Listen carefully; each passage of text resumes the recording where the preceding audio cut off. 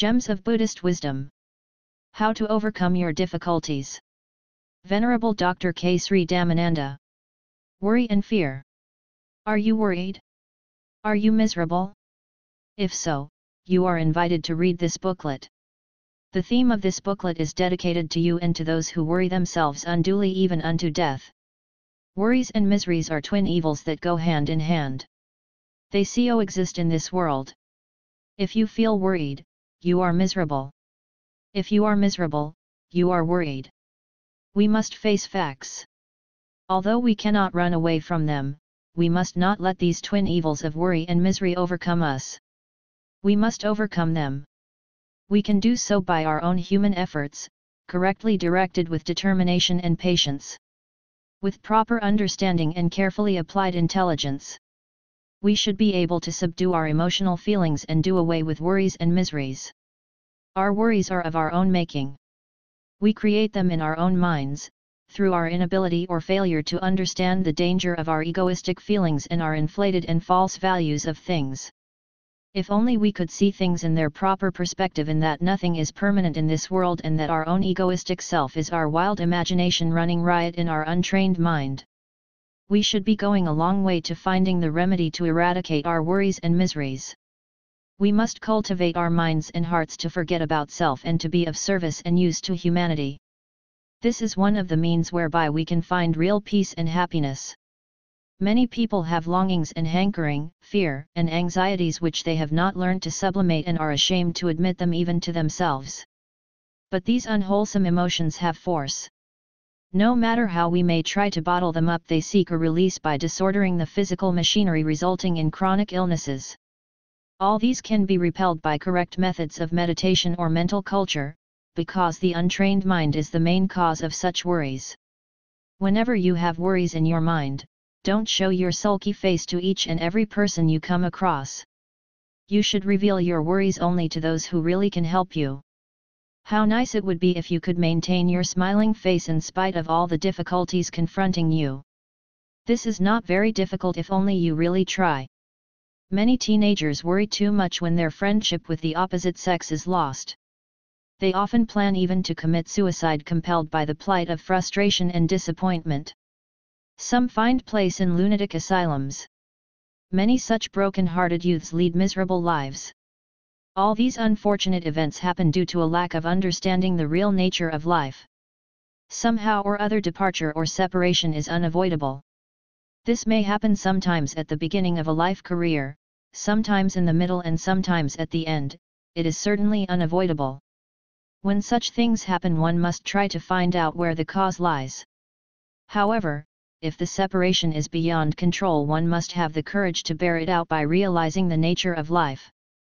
But on the other hand, it is not difficult for anyone to find new friends, to fill the vacuum if one really wants to. Wheresoever fear arises, it arises in the fool, not in the wise man, says the Buddha. Fears are nothing more than states of mind. One state of mind is subject to control and direction. The negative use of thoughts produces out fears, the positive use realizes our hopes and ideals, and in these cases the choice rests entirely with ourselves. Every human being has the ability to completely control his own mind. Nature has endowed man with absolute control over but one thing, and that is thought. This fact, coupled with the additional fact that everything which man creates begins in the form of a thought, leads one very near to the principle by which fear may be mastered. A noted British anatomist was once asked by a student what was the best cure for fear, and he answered, "Try doing something for someone."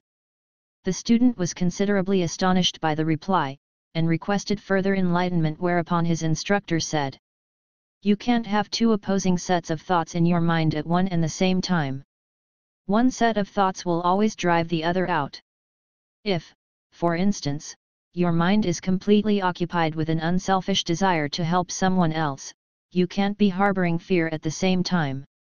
Worry dries up the blood sooner than the age." Fears, worries, and anxieties in moderation are natural instincts of self-preservation.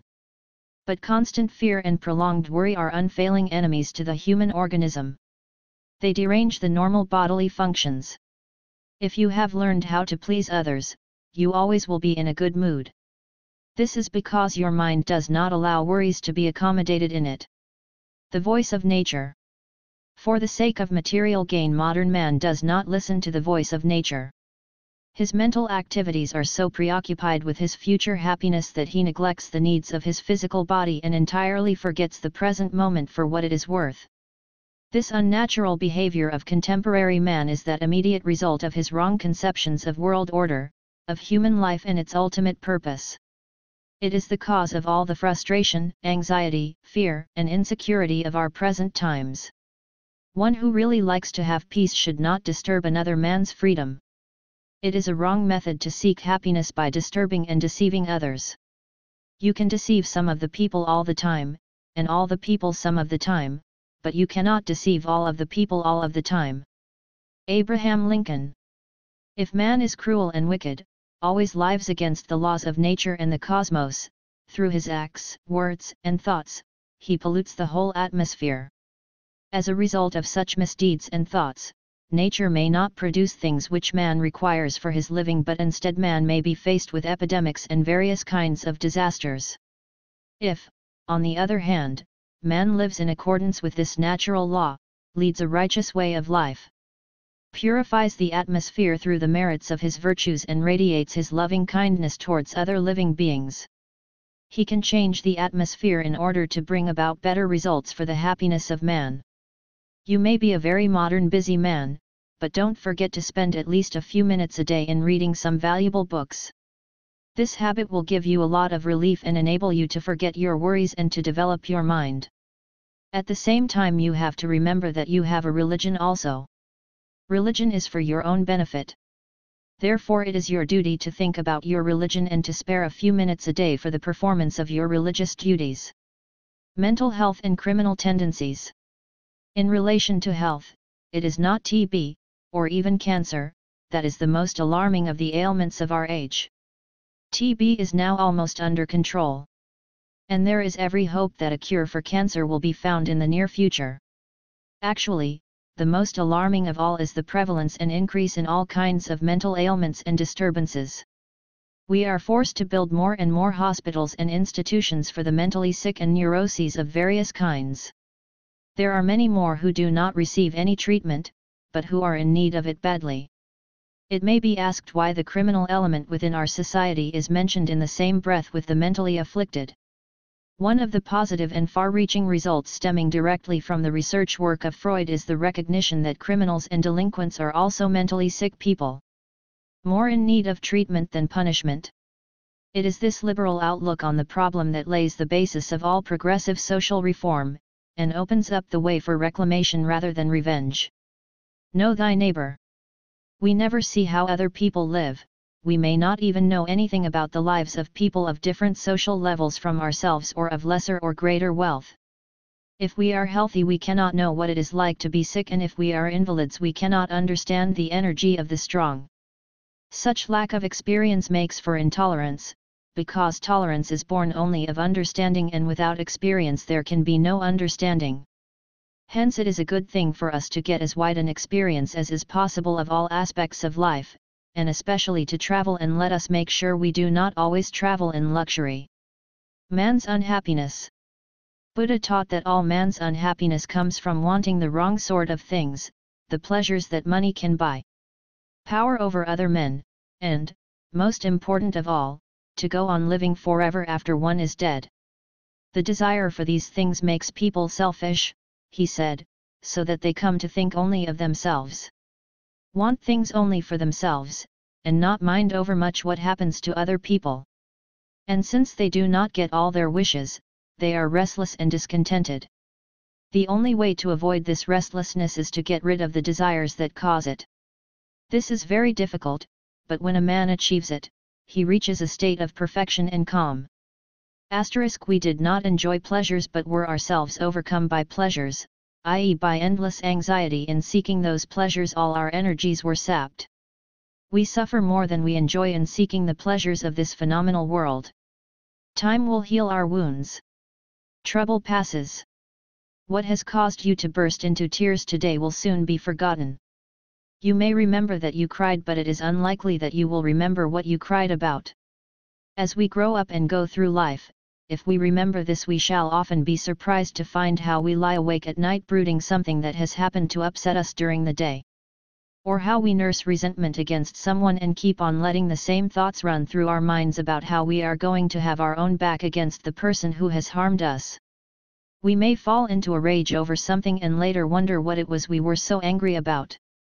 And being surprised, we can realize what a waste of time and energy it has all been. And how we have deliberately gone on being unhappy when we could have stopped it and started to think about something else. Whatever our troubles, however grievous they may appear, time will heal our wounds. But surely there must be something we can do to prevent ourselves from being hurt in the first place. Why should we allow people and troubles to drain our energy and make us unhappy? The answer is, of course, that they do not. It is we who make ourselves unhappy. You may have had some trouble in your office or the place where you work, but you should not bring or extend such troubles to your home and create a bad atmosphere. You should realize that there is a cure or an end to those problems and troubles which are to be found by achieving freedom from our selfish desires and by eradicating all forms of confusion and ignorance. Whenever we fail to find a solution to any problem, we are inclined to find a scapegoat. Someone against whom we can vent our grievance. We are not prepared to admit our own shortcomings. We feel it is easier to put the blame on others and to nurture a grievance against someone. In fact, some of us take pleasure in so doing. This is a completely wrong attitude.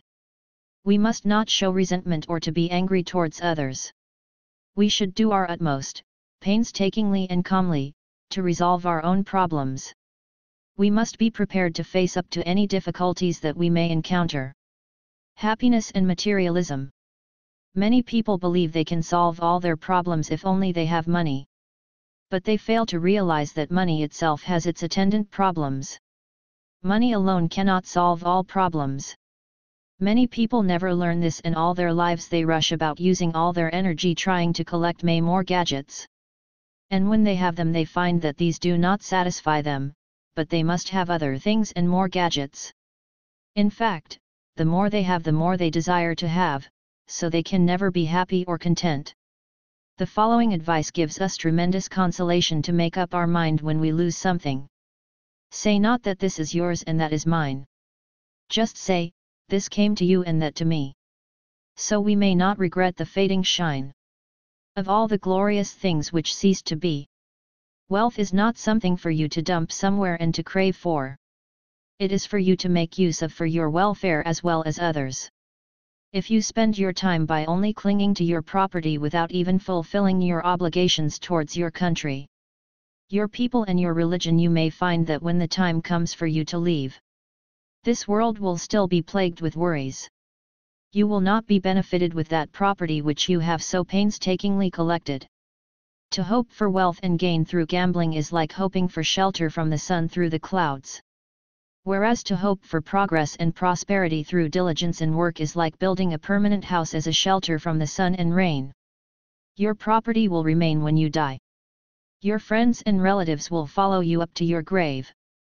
But only good or bad actions you have done during your lifetime will follow you beyond the grave. Many things that we hope will give us pleasure are disappointing when we get them, like the 3 wishes in the fairy tale. It sounds nice to have a lot of money, but if we get it, we may find that it brings us worry in deciding how to use it or how to protect it, or we may be led to act foolishly.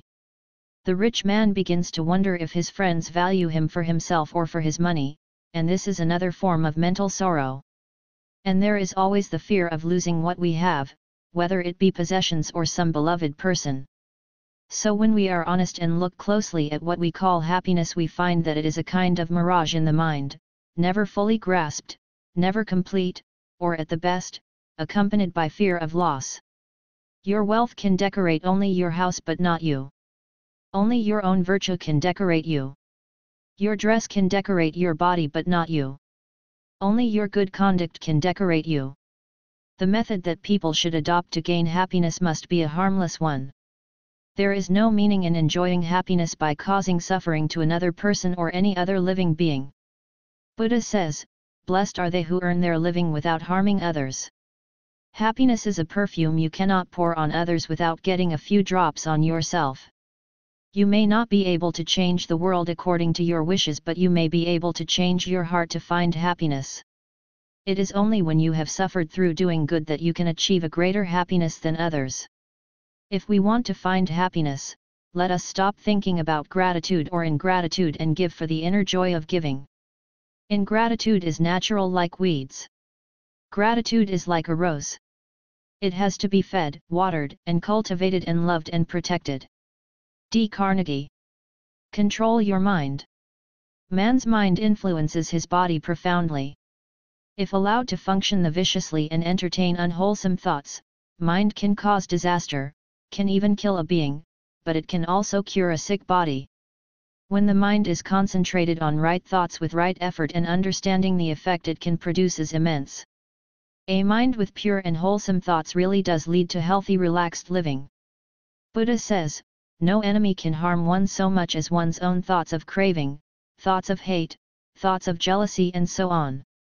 A man who does not know how to adjust his mind according to circumstances would be like a corpse in a coffin. Turn your mind to yourself, and try to find pleasure within yourself, and you will always find therein an infinite source of pleasure ready for your enjoyment. It is only when the mind is controlled and is kept to the right road of orderly progress that it becomes useful for its possessor and for society. A disorderly mind is a liability both to its owner and to others. All the havoc wrought in the world is created by men who have not learned the way of mind control, balance, and poise. Calmness is not weakness. A calm attitude at all times shows a man of culture. It is not too hard for man to be calm when things are favorable, but to be composed when things are wrong is hard indeed, and it is this difficult quality that is worth achieving. For by such calm and control he builds up strength of character. It is quite wrong to imagine that they alone are strong and powerful who are noisy, garrulous, and fussily busy. Act wisely. Man must know how to use his youth, wealth, power, energy, and knowledge at the proper time, at the proper place, and in the proper way for his own benefit, and for the benefit and welfare of the others as well. If he misuses such privileges, it will only cause his own downfall. Man must be strong enough to know when he is weak, brave enough to encounter fear, proud and unbending in honest defeat, humble and gently in victory. Some people through a sudden stroke of fortune receive a large sum of money or are endowed with some property. Or they might inherit a large share of the property from their parents. But amongst them only a very few would know how to preserve and maintain such newly acquired property. Normally property that is easily acquired without their own effort and labor, has no real value to them.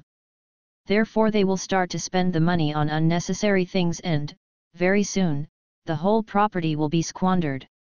People must know how to handle their property without wasting it, and for that they must use a little bit of their common sense. Adjust ourselves. We are living in an ever-changing world. But a very few people realize this fact. One should not cling to the traditions, customs, manners, habits, and beliefs introduced by ancient people and ancestors, thinking that he should follow all those traditions forever and ever. If he is going to be so narrow-minded, then there will be no progress in this society of ours. There may be some good customs amongst them which had been handed down by the ancestors. But one must consider whether these customs are congenial to modern society. On the other hand, parents and elderly people conflict with their younger generation. They would like to see their children follow the same old customs and traditions. However, this is not a very good attitude to adopt. Allow the children to move with the times if it is harmless. Parents only have to remember how their own parents had objected to certain modern ways of living prevalent at the time when they were young. This conflict between the conservative people and the younger generation is not a very healthy attitude towards the progress of society. Of course, if children go astray due to misguidance of modern society, then parents should counsel and guide them. You must learn how to tolerate the other man's views and customs even though you do not like them. Here, to tolerate does not mean that you have to follow his ideas and ideals. Every man is a part of the world of man, and is responsible for what goes on in it. He must be concerned as to whether or not society is becoming more humanized. He must ask what he himself is doing to bring about a better order of things. This is the ethical view by which life takes on a serious aspect, is given an incentive. Such a life is the really happy life. Then we become commendably, constructively discontented with the present order of things, and proceed happily to do something about it. Healthy atmosphere. However bitter may be the joke and remarks directed at you by others, like a wise man you too must answer them with another joke without an unhealthy atmosphere. When you play a game, don't show your temper if you are losing the game. By doing so you not only spoil the pleasure of others, but you will in the end completely lose the game. You cannot correct each and every person in this world in order to achieve peace, in the same way as you cannot remove the world of stones and thorns to walk smoothly. One who wants to walk on smooth ground must wear a pair of shoes. Likewise, one who wants to have a peace of mind, must know how to guard his own senses. There are various ways to correct a person if he is wrong. By criticizing, blaming and shouting at him publicly, you cannot correct him. You must know how to correct him without humiliating him. Many people make more enemies by criticizing others. If you can tell him kindly, with the intention of correcting him, he will certainly listen to you, and someday he will thank you for your guidance and kindness. Whenever you express your views regarding certain matters, always try to use words which would not hurt the feelings of others. There are various ways of expressing your views, either gently or politely or even diplomatically. You should not lose your temper when your faults are pointed out. You may think that by showing temper and shouting at others you can suppress or overcome your shortcomings. It is a false and wrong attitude to adopt. You should not reveal the personal secrets of a former friend which were confided to you, even though you are not in good terms with him. If you do so, others will look down upon you and will never accept you as a sincere man. Be unbiased. You should not come to any hasty decision regarding any matter when you are in a bad mood or when provoked by someone, not even when you are in a good mood influenced by emotion. Because at such a time the state of your mind is emotional, and any decision or conclusion reached during such a period would be a matter you could one day regret. Allow your mind to calm down first and think over it, then your judgment will be an unbiased one. Cultivate tolerance, for tolerance helps you to avoid hasty judgments, to sympathize with other people's troubles, to avoid captious criticism, to realize that even the finest human being is not infallible. The weakness you find in your neighbors can be found in your own self. Humility. Humility is the wise man's measuring rod for learning the difference between what is and what is yet to be. The Buddha himself started his ministry by discarding all his princely pride in an act of self-humiliation. He attained sainthood during his life, but never lost his naturalness, never assumed superior airs. His dissertations and parable were never pompous. He had time for the most humble of men. He never lost his sense of humor. Don't waste your time. To waste a man's existence in grieving over the past, and in idleness and heedlessness, is to show his unfitness for the noble place he holds, thus inviting his bad karma to relegate him to a place befitting his unworthiness. Bear this strongly in your mind, and do good while life lasts. By wasting your time you injure not only yourself but also others, for your time is as much others as it is yours. Patience and tolerance. Be patient with all. Anger leads one through a pathless jungle.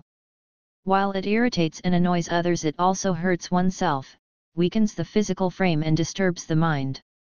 A harsh word, like an arrow discharged from a bow, can never be taken back even if you would offer 1,000 apologies for it. Certain creatures cannot see in the daytime whilst some others are blind at night. But a man driven to great heights of hatred does not observe anything, either by day or night. With whom and with what do you fight when you are angry? You fight with yourself, for you are the worst enemy of yourself. Mind is your best friend and worst foe. You must try to kill the passion of lust, hatred, and ignorance that are latent in your mind by means or morality, concentration and wisdom. Some varieties of heart trouble, rheumatic disorders, and skin diseases are traceable to chronic resentment, hatred, and jealousy. Such destructive feelings poison the cockles of the heart. They foster the development of latent disease tendencies and invite disease microbes. Returning good for evil. If you want to get rid of your enemies, you should first kill your anger, which is the greatest enemy within you. On the other hand, if you are going to be perturbed hearing from your enemies, it means you are fulfilling the wishes of your enemies by unknowingly entering into their trap. You should not think that you can only learn something from only those who praise and help you and associate with you very closely. There are many things that you could learn from your enemies also. You should not think they are entirely wrong just because they happen to be your enemies. They may also possess certain good qualities. You won't be able to get rid of your enemies by returning evil for evil. If you do that, then you will be inviting only more enemies. The best and the most correct method of overcoming your enemies is by radiating your kindness towards them. You may think that this is impossible or something nonsensical. But this method is very highly appreciated by every cultured man. When you come to know that there is someone who is very angry with you, you should first try to find out the main cause of that enmity. If it is due to your mistake, you should admit it and should not hesitate to apologize to him. If it is due to certain misunderstandings between you both, you must have a heart-to-heart talk with him and try to enlighten him. If it is due to jealousy or some other emotional feeling, you must try to radiate your loving kindness towards him so that you will be able to influence him through your mental waves. You may not be able to understand how it works, but through the experience of many people it shows that this is the most powerful, intelligent and easiest method, which is very highly recommended in the Buddhist religion. Of course, to do this, you must have confidence and patience in yourself. By doing this, you will be able to make your enemy understand that he is in the wrong. Besides, you are also benefited in various ways for not accommodating enmity in your heart. Loving kindness. As long as there is one single fellow creature whom you can console by kind words, whom you can enliven and cheer by your presence, whom you can relieve by your worldly possessions, however scanty that charity may be, you are a precious possession to the human race and you should never be disheartened or depressed. There may be times when those whom you love do not seem to care for you and you are apt to feel heavy at heart. But there is no just cause for dejection. What does it matter if others are not grateful to you or do not care for you, as long as you know that you are full of tender-heartedness for others, full of loving compassion to your fellow men? One should never depend on others for one's happiness. He who expects to secure satisfaction in life from others is worse than the beggar who kneels and cries for his daily bread. Drunkenness. Drunkenness expels reason, drowns memory, defaces the brain, diminishes strength, inflames the blood, causes external and internal incurable wounds, is a witch to the body, a devil to the mind, a thief to the purse, the beggar's curse, the wife's woe, the children's sorrow, the picture of a beast, and self-murder. Who drinks to others' health, and robs himself of his own. Its final result can never be anything but utter physical and moral degradation. The drug menace. Alcohol has been described as one of the prime causes of man's physical and moral degradation. Currently, another more vicious form of abuse, that of harmful and dangerous drugs, as contained in heroin, hashish and various other forms, have shown their ugly heads, causing much more serious human and social problems to the well-being of humanity. This problem is now worldwide. Its repercussions are more serious and deadly than that of alcohol. Thefts, robberies, sexual crimes and swindling of vast magnitude have taken place due to the pernicious influence of the drug. Murders have been committed and families have been decimated by drug addicts. Countless millions of hard-earned dollars have been spent by government throughout the world to rid the addicts of their evil habits and to rehabilitate them, but the maddening craze persists. It is our bounden duty, as dutiful citizens, to help in whatever manner we can, through our religious and social organizations, to eradicate this dreadful and obnoxious habit and to prevent our children from ever getting near to it. Life as a drug addict is a life of torture and hell on earth, leading to an early grave. As human beings, we should be able to exercise our self-control and to distinguish between what is good and evil. Keep away from the drug menace and help others to do so. That will be the greatest service to humanity. Live harmoniously. World history tells us that racial discrimination, color bar, religious fanaticism, and greed for political power and wealth have created enormous misfortunes, miseries and troubles in this world and have taken a heavy toll of lives in a cruel way. These issues have never contributed anything towards peace and happiness. People who are thirsty for power and wealth and intoxicated with jealousy always create troubles and often try to justify their cruel acts by talking nonsense and by offending others. We are living in a world which is physically united and mentally divided. You create heaven and hell here. If you want to live in this world peacefully and happily, allow others also to live peacefully and happily, so that you can make this world something which is worthy of life. Unless and until you adjust yourself to live according to these noble principles, you cannot expect happiness and peace in this world. You cannot expect this happiness and peace from heaven simply by praying. If you act according to moral principles, you can create your own heaven right here in this world. If not, you also can see the hellfire on this earth itself. Not knowing how to live according to this natural and cosmic law, we always grumble when troubles confront us. If each man tries to adjust himself without grumbling and criticizing others, we can enjoy real heavenly bliss better than the one that some people dream of existing in far beyond above. There is no need to create a heaven elsewhere to reward a virtue, or a hell to punish vice. Virtue and evil have inevitable reactions in this world itself. Your faith is immaterial in this respect. This is the highest way that you can help in the welfare of your society and your country. Today, human society has developed up to this level because of this understanding and harmony of some people who have sympathy and tolerance towards the happiness and progress of others. Now you can realize why we should practice morality. On the other hand, you must understand that by helping others morally, you help yourself, and by helping yourself morally you help others also. We live and work and dream. Each has his little scheme. Sometimes we laugh. Sometimes we cry. And thus the days go by. Happily married life. In a true marriage, man and women think more of the partnership than they do of themselves. It is an interweaving of interests and a facing of sacrifice together for the sake of both. A feeling of security and contentment comes from mutual efforts. Most of the trouble and worries occurring amongst husband and wife, parents and children, their relatives and friends are due to misunderstanding and impatience. The husband should not treat the wife as a servant. Although he is the breadwinner of the family, it is his duty whenever he is free to help his wife in the household. On the other hand, the wife should not always nag or grumble at her husband whenever there is any shortage at home.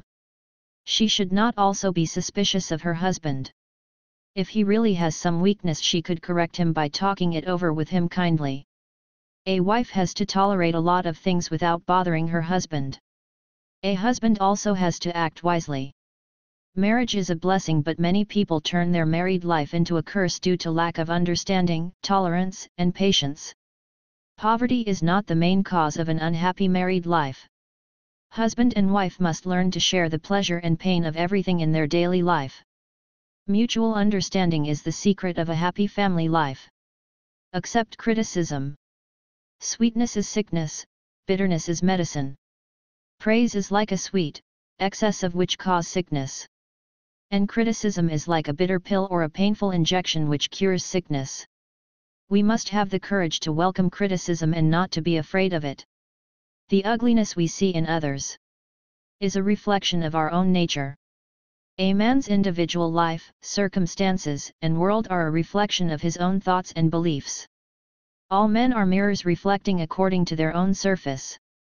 All men, looking at the world of men and things, are looking into a mirror which gives back their own reflection.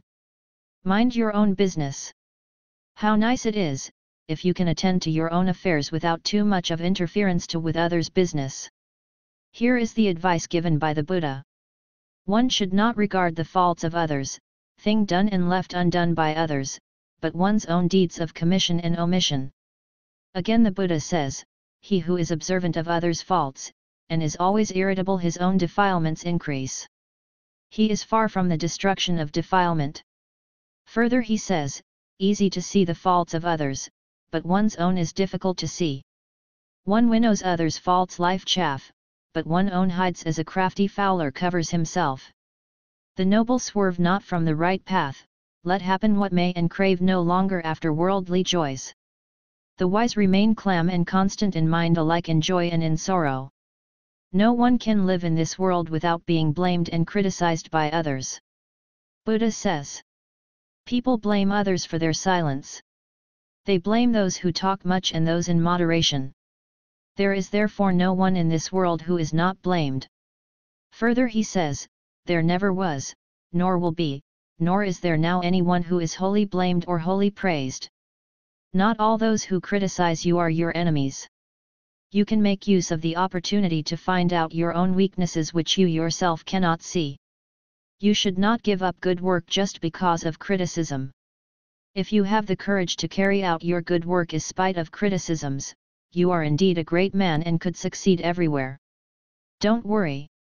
The secret of happy, successful living lies in doing what needs to be done now, and not worrying about the past and the future. We cannot go back into the past and reshape it, nor can we anticipate everything that may happen in the future. There is but one moment of time over which we have some conscious control, and that is the present. Many people just worry by thinking about their future. If they have learned to adjust themselves according to the circumstances of their daily life, there is no reason for them to be worried. Whatever castles they may build in the air, whatever dreams they may have in their mind, they must always remember that they are living in this world of constant changes. Be good. There is no stars which we could trust. There is no guiding light. And we know that we must be good, be just, be right. Pillars of success. Failures are but the pillars of success. To learn by our failures is to achieve success. To never have failed is never have won. Unless we experience failure and its attendant forces, we shall not be able to appreciate to the full a victory. It becomes merely a turn in events that is of little or no interest to us. Failures not only help us to success, but to make us kind, sympathetic, understanding and rich in experience. The real beauty. If one is born ugly, no matter how ugly his face may be, if he cultivate love, that love will give him an inward eternal charm which emanate outwardly and parade his whole being with that supernatural charm, which will make him attractive, because charm is the real beauty and not the shape or color of the face. We take the most handsome looking person. Sometimes people may not be attracted towards him or her because his or her beauty may be disfigured by the conceit or pride in his or her own beauty. Take the person who is ugly but is overflowing with boundless loving kindness and speaks gently and politely. Treats others kindly, and you will see how attractive that person will be to everybody. Peaceful end. Men are disturbed not by things, but by the notions they form concerning things.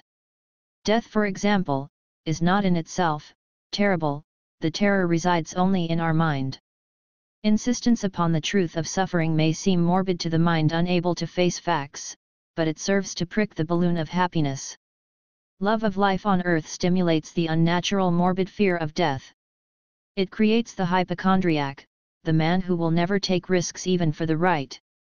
He lives in terror that some illness or accident will snuff out his insignificant little life here. Realization that death is inevitable, an irrational terror of the inevitable, will shock the earth lover into a passionate hope for the survival of his soul in a heaven. No man can be happy in such a tempest of fear and hope. It is hard to despise and ignore these manifestations of the instinct for self-preservation.